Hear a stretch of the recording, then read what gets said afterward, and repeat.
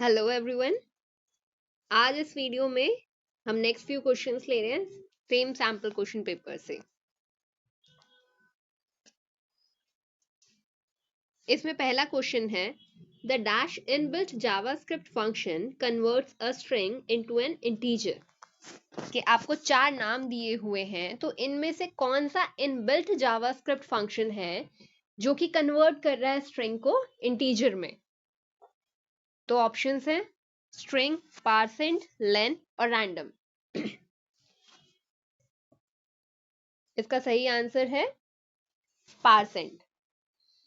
बेटा स्ट्रिंग नाम का कोई फंक्शन नहीं होता है, स्ट्रिंग एक ऑब्जेक्ट टाइप होता है हमारे पास जावास्क्रिप्ट में। पार्सेंट एक फंक्शन है और लेन नाम का भी कोई फंक्शन नहीं होता है। एक लेंथ होता है, वो हम आगे देखेंगे सिलेबस में। और फिर एक रैंडम फंक्शन होता है। रैंडम फंक्शन के बारे में हम पढ़ चुके हैं कि ये 0 से 1 के बीच में कोई भी एक वैल्यू देगा, जिसमें 0 इंक्लूड होती है लेकिन 1 को इंक्लूड नहीं करते। 0 इंक्लूसिव, 1 एक्सक्लूसिव। यहाँ पे कुछ एग्जाम्पल्स हैं और सिंटैक्स है कि पार्सेंट को हम कैसे यूज कर सकते हैं। तो पार्सेंट में जो पहली वैल्यू हम पास करते हैं, पहला जो आर्गुमेंट होता है वो एक स्ट्रिंग होता है, और दूसरा कॉमा के बाद जो सेकंड वैल्यू पास की जाती है, अगर नहीं भी करोगे तो अंडरस्टूड है कि 10 है बाय डिफॉल्ट। और जो दूसरी वैल्यू हम जैसे यहाँ पे देख रहे हैं, तीनों ही एग्जांपल्स में 10 है। 10 का मतलब डेसिमल नंबर सिस्टम। चार तरीके के नंबर सिस्टम होते हैं, बाइनरी, ऑक्टल, डेसिमल, हेक्साडेसिमल। तो ये जो डेसिमल नंबर सिस्टम है, इसमें हम 0 to 9 डिजिट्स हमारे पास होती हैं। 0 1 2 3 4 5 6 7 8 9, जो कि आप मैथ्स में पढ़ते हो, वो हमारा डेसिमल नंबर सिस्टम है। तो 1 2 3 एक स्ट्रिंग पास करी। अब इसमें से इसको इंटीजर में कन्वर्ट करना है, तो आंसर क्या होगा 1 2 3। सेकेंड एग्जाम्पल है कि पार्सेंट 0 1 0 10। तो इस केस में भी क्या है कि मेरे पास 0 1 0, लेफ्ट 0 का तो कोई मतलब ही नहीं होता, तो आंसर क्या है 10। और फिर उसके बाद एक तीसरा हमने एग्जाम्पल लिया कि per cent hello comma 10। Hello string है एक, लेकिन इसके अंदर कोई भी इंटीजर वैल्यू नहीं है, तो आंसर क्या आएगा NaN, मतलब not a number. Next question है given a string object name पे having value as 45,000 stored in it. कि एक ऑब्जेक्ट है जिसका नाम है पे और स्ट्रिंग टाइप का है ये। तो आप देख रहे हो 45,000 को हमने डबल कोट्स में लिखा हुआ है। Obtain the output of the following. अब इस वेरिएबल की वैल्यू का कहीं यूज है नेक्स्ट लाइन में, उसको देख लेते हैं। Document dot right 5 plus per cent पे प्लस 50। तो इसका आंसर क्या होगा 54050, ऑप्शन नंबर ए। अब ये कैसे आया उसको देखते हैं। देखो बेटा, सबसे पहले पार्सेंट पे है, और पार्सेंट अभी जस्ट हमने प्रीवियस क्वेश्चन में देखा था कि स्ट्रिंग टू इंटीजर कन्वर्ट करता है वो।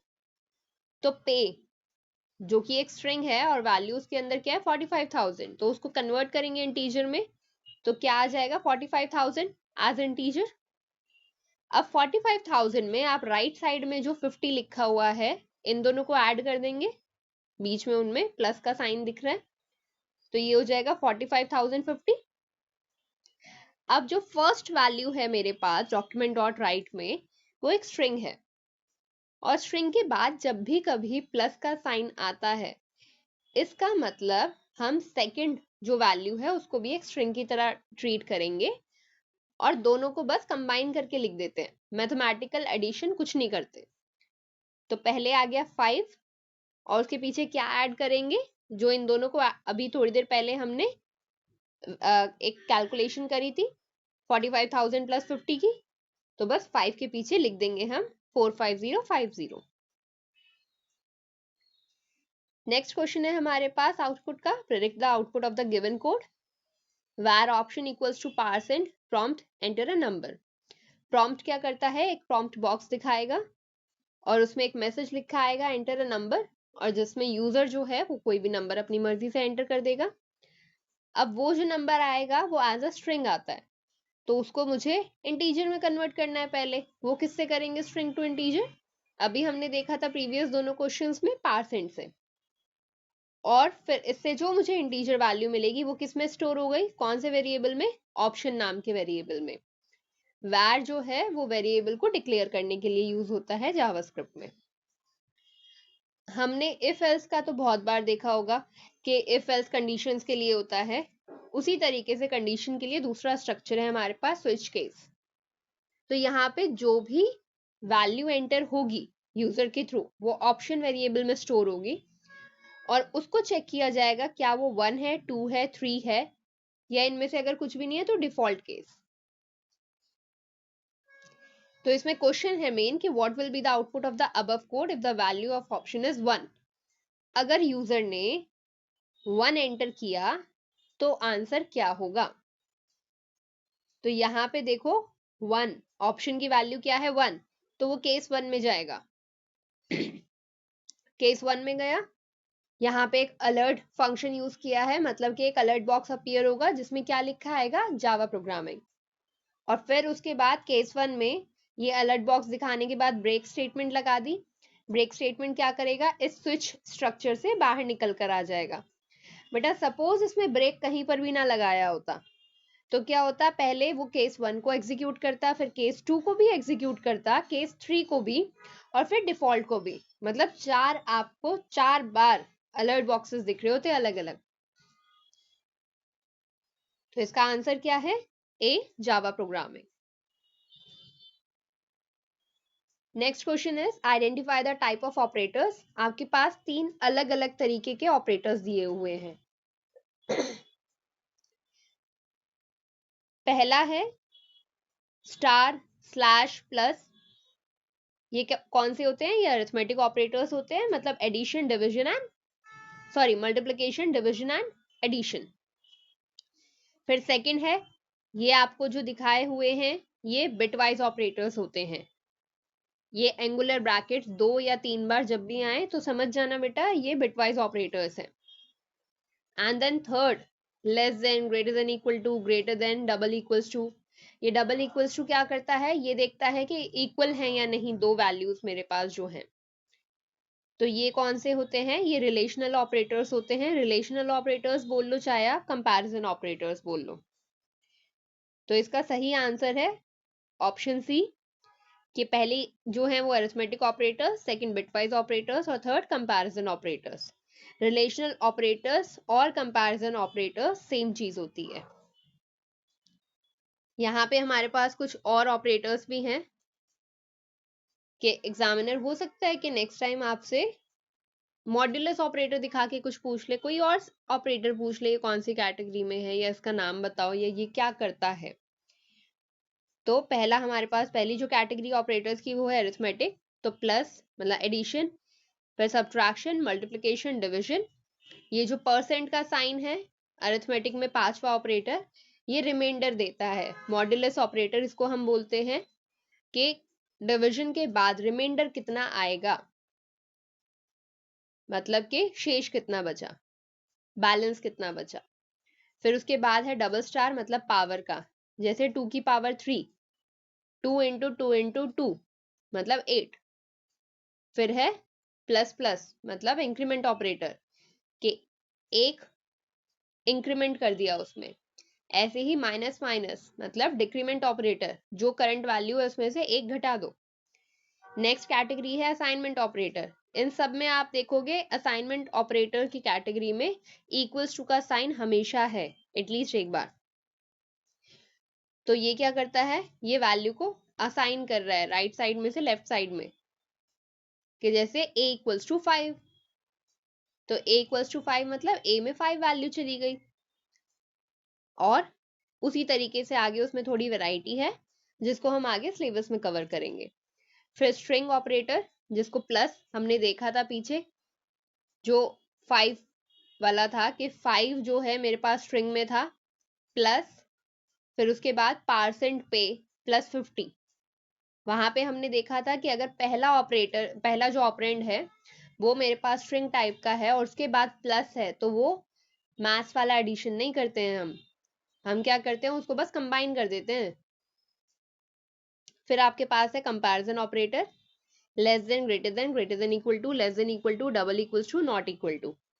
फिर है आइडेंटिटी, आइडेंटिटी ऑपरेटर में 3 बार इक्वालिटी का साइन आएगा। ये क्या करता है, ये चेक करता है कि वैल्यू तो बराबर हो ही हो, साथ में क्या डेटा टाइप भी सेम होना चाहिए। फिर है लॉजिकल ऑपरेटर, और, एंड, नॉट। फिर है bitwise operator, bitwise and, bitwise और।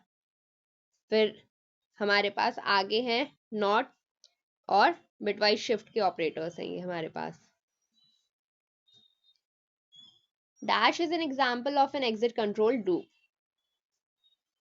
इसका सही आंसर है डू वाइल लूप के एग्जिट कंट्रोल्ड लूप। ये डू वाइल लूप को हम ऐसा क्यों बोलते हैं एग्जिट कंट्रोल्ड? क्यों? क्योंकि जब आप इसमें फ्लो चार्ट में भी देखोगे आप राइट साइड में, प्रोग्राम स्टार्ट हुआ तो वो क्या कह रहा है, डू, कि पहले करो, क्या करो, लूप को, लूप की जो स्टेटमेंट्स हैं उसको एग्जीक्यूट करो, और उसके बाद वो कह रहा है कि वाइल में जाके कंडीशन चेक करो। तो इसका मतलब एक बार तो वो लूप डेफिनेटली रन हुआ होगा, और वो कंडीशन कब चेक कर रहा है, लूप से बाहर निकलते हुए। बाहर निकलना मतलब एग्जिट के टाइम पर। तो लूप ब्लॉक से वो वाइल पर जब आएगा तब कंडीशन चेक होगी। अगर कंडीशन फॉल्स हुई तब भी लूप की स्टेटमेंट एटलीस्ट एक बार रन हो चुकी होगी। तो ये भी बेटा हमेशा ध्यान रखना, डू वाइल लूप में स्टेटमेंट्स जो होती हैं, जो लूप ब्लॉक होता है वो एटलीस्ट एक बार रन होता है, जबकि फॉर लूप और वाइल लूप में ऐसा नहीं होता है। तो फॉर लूप और वाइल लूप कैसे हैं, वो एंट्री कंट्रोल लूप्स है, और जो डू वाइल लूप है वो एग्जिट कंट्रोल लूप है। क्यों? क्योंकि हमेशा इसमें लूप के एग्जिट के टाइम पे कंडीशन चेक होती है। यहाँ पे वाइल लूप एक बार देख लेते हैं, फॉर लूप हमने प्रीवियस वीडियोस में क्योंकि देखा हुआ है। वाइल लूप एक एग्जांपल के थ्रू हम देख रहे हैं कि प्रोग्राम स्टार्ट हुआ, काउंट की वैल्यू 0 है। अब हमने कंडीशन क्या रखी, count should be less than 10, count की वैल्यू 10 से कम होनी चाहिए। मतलब कहाँ से कहाँ तक लूप चलेगा, 0 से 9 तक, मतलब 10 टाइम्स। अगर जो कंडीशन ट्रू हो जाती है तो वो लूप के अंदर आए और हेलो वर्ल्ड को लिख दे, उसको प्रिंट करा दे, और साथ में क्या करे, काउंट प्लस प्लस। ये जो प्लस प्लस है इंक्रीमेंट ऑपरेटर, ये अरिथमेटिक ऑपरेटर होता है, अभी हमने थोड़ी देर पहले देखा था। तो काउंट की वैल्यू सबसे पहले 0 थी तो अब क्या हो जाएगी, 1, और फिर से वो जाएगा कंडीशन चेक पर, और इस तरीके से वो 2 के लिए, 3 के लिए, 4 के लिए, ऐसे 9 तक चलाएगा। जैसे ही काउंट की वैल्यू 10 हो जाएगी तो अब कंडीशन फॉल्स हो गई। क्यों? क्योंकि count is not less than 10। तो अब वो कहाँ जाएगा, राइट साइड से वो एग्जिट कर देगा। ठीक है बेटा।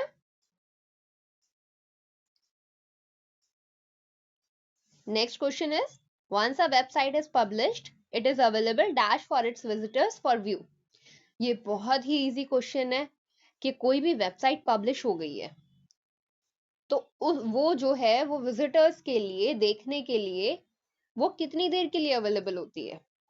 तो बेटा ये तो क्लियर है, last option, all the time. कोई भी वेबसाइट है वो हमेशा अवेलेबल रहती है। तो इसका आंसर है डी, 24/7। 24/7 में 24 क्या है, 24 आवर्स, मतलब 24 घंटे, और 7 क्या है, 7 डेज, मतलब 7 दिन। 24 घंटे 7 दिन means all the time. Next question है हमारे सामने, consider the two statements. First is, when you update the DWT all web pages in the website are automatically updated to changes। सबसे पहले DWT आपको वर्ड जो है वो हाईलाइटेड एकदम दिख रहा है। DWT की फुल फॉर्म होती है dynamic web templates. Dynamic web templates, ये यूनिट 4 में है। तो अब ये कह रहा है कि DWT को जब आप अपडेट करते हो, इस टेम्पलेट को, टेम्पलेट मतलब आपके पास एक ब्लूप्रिंट है, एक डिजाइन ऑलरेडी बना हुआ है, और उसमें थोड़ी सी कुछ सेटिंग्स चेंज करके आप अपना मन चाहा डिजाइन बना सकते हो अपने वेब पेज के लिए। तो ये कह रहे हैं कि जब आप DWT को अपडेट करते हो तो वेब पेजेस जो हैं सारे वेबसाइट में वो ऑटोमेटिकली अपडेट हो जाते हैं, उसमें सारे चेंजेस आ जाएंगे। तो हाँ, ये करेक्ट है। सेकेंड स्टेटमेंट इन्होंने बोली, you can create multiple DWT and keep changing just the template that affects the entire website. क्या आप मल्टीपल, बहुत सारे DWT क्रिएट कर सकते हो? हाँ, कर सकते हो। और उनको चेंज करते रहते हो आप।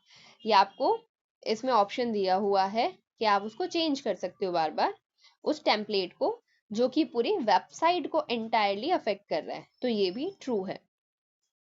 तो इन्होंने बोला है select the correct option from the following. तो आंसर है C, both statements are correct. DWT dynamic web template, आप अपने वेब पेजेस जब बनाने बैठते हो बेटा, तो उस टाइम पे आपको इजी, ताकि डिजाइनिंग इजी हो आपके लिए, तो आपको कुछ बेसिक स्ट्रक्चर एक अवेलेबल होता है DWT के थ्रू। उसमें आप थोड़ी सेटिंग्स, फॉर्मेटिंग, ये सब चेंज कर लेते हो, तो आपको एकदम से एक अपना नया मनचाहा वेब पेज मिल जाता है।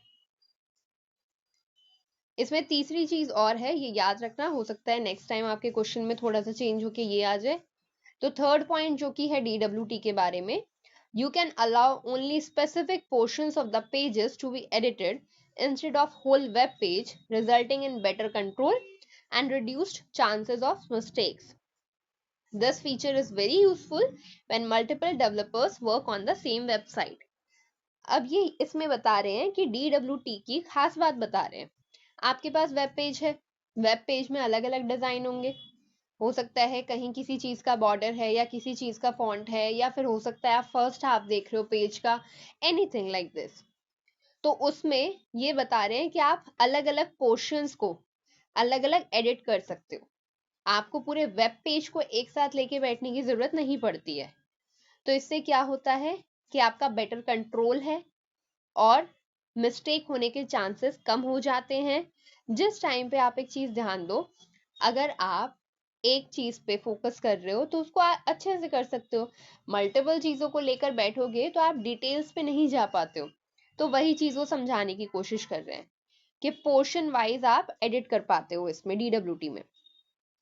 और इसके अलावा इससे फायदा क्या हुआ कि एक वेबसाइट पे मल्टीपल डेवलपर साथ में काम कर सकते हैं, तो जल्दी वेबसाइट रेडी हो जाएगी।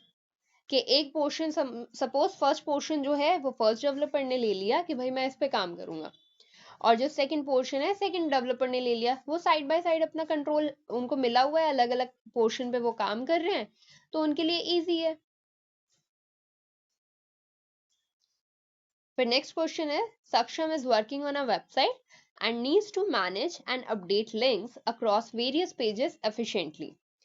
कि सक्षम एक वेबसाइट पे काम कर रहा है और उसको चाहिए कि अलग अलग जो पेजेस हैं उन पे लिंक होते हैं ना, हाइपर लिंक होते हैं, हाइपर लिंक होते हैं, कि आप किसी और वेब पेज पे जाते हो उसको क्लिक करके, तो उनको मैनेज करना और अपडेट करना चाहता है वो एफिशिएंटली।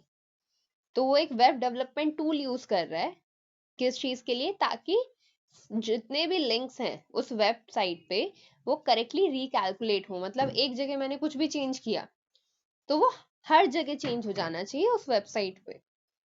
तो अब इसमें क्वेश्चन आपके पास मेन ये है कि कौन से मेन्यू में सक्षम को ऑप्शन मिलेगा लिंक्स रिकैलकुलेट करने का। तो देखो बेटा, सबसे पहले जब भी क्वेश्चन आता है ना एग्जाम में, तो आपको उसको देख के कभी भी घबराना नहीं है कि अरे ये इतना बड़ा क्वेश्चन है। क्यों? क्योंकि उसमें मेन जो आपके लिए चीज पूछी जाती है ना, मेन क्वेश्चन तो बस कुछ वर्ड्स का होगा या फिर एक लाइन का होगा। तो हमें हमेशा उस पर फोकस करना होता है। जैसे इसमें पूरे में आपको क्या चीज समझ में आ रही है कि लिंक्स को रिकैलकुलेट करना। तो लिंक्स को रिकैलकुलेट करने के लिए क्या ऑप्शन होता है? टूल्स। टूल्स में आपको मिल जाएगा ये ऑप्शन। टूल्स मेन्यू में जाओगे, जैसे फाइल मेन्यू होता है, व्यू मेन्यू होता है, वैसे ही टूल्स मेन्यू होता है। और उसमें जाओगे, उसमें मिलेगा आपको रिकैलकुलेट लिंक्स। इसका काम क्या है कि एक वेबसाइट पे अगर आपने कहीं पे भी कुछ लिंक में चेंज किया तो वो बाकी वेब पेजेस पे भी अपडेट हो जाए ऑटोमेटिकली। तो यहाँ पे इससे रिलेटेड एक चीज है हमारे पास कि लास्ट में, अब देखो अगर मान लो बेटा आपने एक जगह कुछ चीज चेंज कर दी और वो दूसरी जगह भी आपने मेंशन करा था लेकिन वहां पे चेंज नहीं हुआ है, तो क्या होगा? वो एक मिसमैच है, एक इनकंसिस्टेंसी है, एरर हो गया एक तरीके का। तो इसको वेरीफाई करना कि कोई एरर नहीं है, या फिर अगर है तो उसको फिक्स करना है। तो उसके लिए क्या तरीका है? आप पहले अपनी वेबसाइट ओपन करोगे, उसमें मेन्यूज होते हैं, उसमें आप जाओगे टूल्स पर, टूल्स मेन्यू के अंदर एक ऑप्शन रहेगा जिसको हम बोलते हैं सब मेन्यू, वो क्या आएगा, रिकैलकुलेट हाइपरलिंक्स। तो उस पर क्लिक करते ही आपके सामने एक डायलॉग बॉक्स अपीयर होगा। डायलॉग बॉक्स में हमने पहले भी पढ़ा था कि डायलॉग बॉक्स में हमारे पास दो बटन्स आते हैं, मैसेज आएगा और दो बटन्स आएंगे, ओके, कैंसिल, यस, नो, इस तरीके के, एक्सेप्ट, डिक्लाइन, ऐसा कुछ। तो रिकैलकुलेट हाइपरलिंक का एक डायलॉग बॉक्स अपीयर हो जाएगा, जैसा कि यहाँ पे स्क्रीन पे दिख रहा है, और इसमें लिखा हुआ है उन्होंने कि द रिकैलकुलेट हाइपरलिंक्स कमांड ये काम कर रहा है। वो सिर्फ आपसे कंफर्मेशन लेता है कि भाई क्या आप हाइपरलिंक्स रिकैलकुलेट करना चाहते हो, और उससे होता क्या है कि आपकी वेबसाइट में जितने भी हाइपरलिंक्स हैं वो सारे रिपेयर हो जाएंगे, और जो भी इंफॉर्मेशन है वो अपडेट हो जाएगी, चाहे वो शेयर्ड बॉर्डर्स हैं, लिंक बार्स है, कुछ भी ऐसे कंपोनेंट्स। इसके अलावा सिंक्रोनाइज करेगा वो वेब डेटा को, डेटाबेस इंफॉर्मेशन को, कैटेगरीज को। और फिर वो एक चीज और लिख रहे हैं कि दिस प्रोसेस में टेक सेवरल मिनट्स, क्योंकि उनको कैलकुलेशन करनी है तो उसमें टाइम लग सकता है। एंड दे आर आस्किंग कि do you wish to continue, तो यस और नो। आप इस पे यस पे क्लिक करते हो, और अगर कोई भी इशू होगा इसमें तो वो ऑटोमेटिकली फिक्स हो जाएगा। ठीक है बेटा, तो आज के लिए इतना ही है, बाकी हम नेक्स्ट क्लास में कंटिन्यू करेंगे। Till then take care.